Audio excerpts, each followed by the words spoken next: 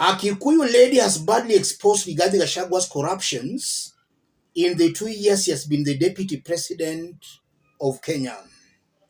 I want us to listen to the lady, for her remarks are going to inform the basis of our analysis right now. But before we listen to her, let me say this. It appears Kenyans are just going round in circles. They make a mistake today, tomorrow they forget and they repeat the same mistake they made yesterday. Before some Kenyans voted for Ruto as the president, Ruto's background was in the public domain. We were told how he started his politics with YK92, how he was involved in several corruption cases, but I can still remember very well, some Kenyans were saying that those were just politics, that watu walikuwa wanaonea Ruto. Tunataka huyo mwizi, atakuwa naiba anatuletea. Some Kenyans were saying that. Right now, Ruto is the president. And Kenyans can see for themselves what's happening. Some of us, we used to expose Ruto in several locations, but we were being abused here that we were just against Ruto. In 2013, Uhuru Kenyatta gave William Ruto some positions, which was to appoint some people. Ruto only appointed Kalenjins. And Ruto defended himself at that time that he was not the appointing authority. Right now, look at William Ruto's government. Only 2 communities. If it was not for the Gen Z protests, faces like Alias and Joe from Coast, or Oparanya from Western, or the likes of Mbadi from Luo Nyanza, such faces would have not found their way into William Ruto's government. It could have been still purely Kikuyu, Kalenjin. So we were right all along by telling Kenyans Ruto was a tribal chauvinist. But Kenyans abused us and told us we were just against Ruto. Tunataka huyo mwizi. Right now, Kenyans are being warned. If you compare Rigathi and William Ruto, and I'm saying this with a lot of confidence, Rigathi is coming out to me as a worse-off version than even William Ruto. And sometimes we cannot pretend to be neutral on these things. We must call out these things as they are. You can't pretend to sugarcoat this thing, to pretend to be neutral. A thief will always be a thief. You can't pretend that you don't want. A thief will always be a thief. I'm not trying to say anybody's a thief here, but there are some things we must just call out. In the under 2 years, Rigathi has been the deputy president. He has been tested, and we have seen what he can do as a deputy president. He started by saying, this is a shareholding government. If you never voted for us, forget about our services. That's somebody holding the office of a deputy president, an office that is expected to be a symbol of national unity. Anytime he opens his mouth, he talks about the mountain. Do you think Rigathi will change if he becomes the president?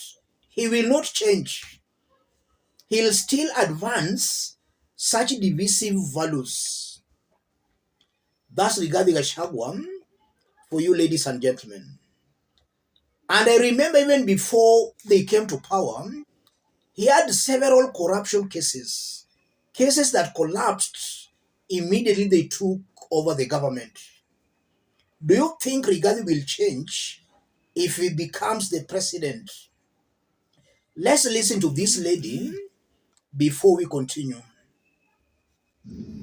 Can someone explain to us in the frequency of Karen Nyamo how Rigathi Gachagua, who was a DO and a personal assistant and a one-term MP, has managed to buy hotels worth 3.5 billion in less than 2 years, has managed to construct flats on Riara Road worth 1.1 billion in less than 2 years? How is that mathing? Remember when people were complaining about the excessive budget in his office, the funding of his wife's, Dorcas Rigathi's, unconstitutional office, all this money that from our national budget that were going to these two offices was going to fund their two personal projects. For this person who is a manic kleptomaniac coming to Mount Kenya to start seeking sympathy, where was he when the Gen Zs were being killed?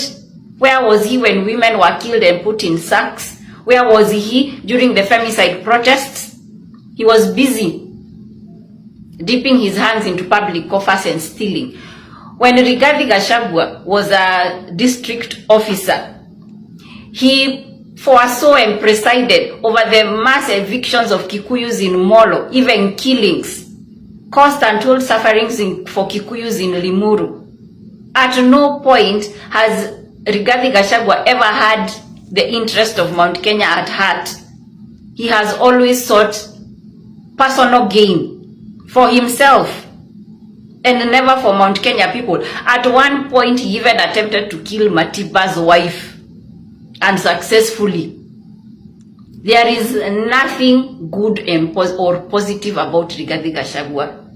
In fact, it is so unfortunate that Mount Kenya can give their ears to Moishiro Ruto Oyo. Why would we do that?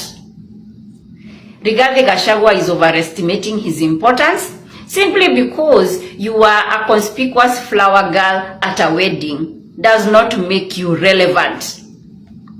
Ruto would still have garnered the votes in Mount Kenya whether you were chosen as a running mate or not. Let's put the remarks into perspective. The lady is saying the truth, and what the lady is saying is not debatable. Last year, Kenyans were being killed for opposing Ruto's government. We used to see Rigathi waking up very early in the morning, going to organize the police to be very brutal on the innocent demonstrators. There was an attempt on Raila Odinga's life, and not only Raila Odinga, several Kenyans were killed last year. Rigathi was the face of that brutality. Then Gen Z protest came. Rigathi was silent. Finance Bill 2024 came. Rigathi was silent. The mountain tea coffee sector has been suffering on the mountain. Rigathi has been silent. Right now, Ruto has abandoned him. He's now pretending to be listening to the ground. Which ground, ladies and gentlemen? Kenyans should wake up. Rigathi is just playing the same script Ruto did play. Kenyans never saw Ruto at that time. They are now reaping the fruits of their political ignorance. Ruto's strategy is the same strategy Rigathi is using. That's why in this forum, I've been calling out Rigathi Gachagua because I know he's not somebody worth holding a public office. Even if Rigathi becomes the president today, he'll be worse off than William Ruto. And maybe Kenyans will remember me in the event they vote for Rigathi Gachagua. So Rigathi, in my honest opinion, is not fit to hold a public office. The best gift William Ruto can give to Kenyans is to impeach Rigathi Gachagua. If Ruto impeaches Rigathi Gachagua, I'm very sure politics in this country will most definitely change. William Ruto will get some support from areas he thought he could not get support. The ground hates Rigathi. William Ruto has to listen to the ground, and he should move with speed in impeaching Rigathi. An impeached Rigathi will clearly send a message to some Kenyans who never learn that all these emotional votings, all this useless hate does not pay. So he has to be impeached.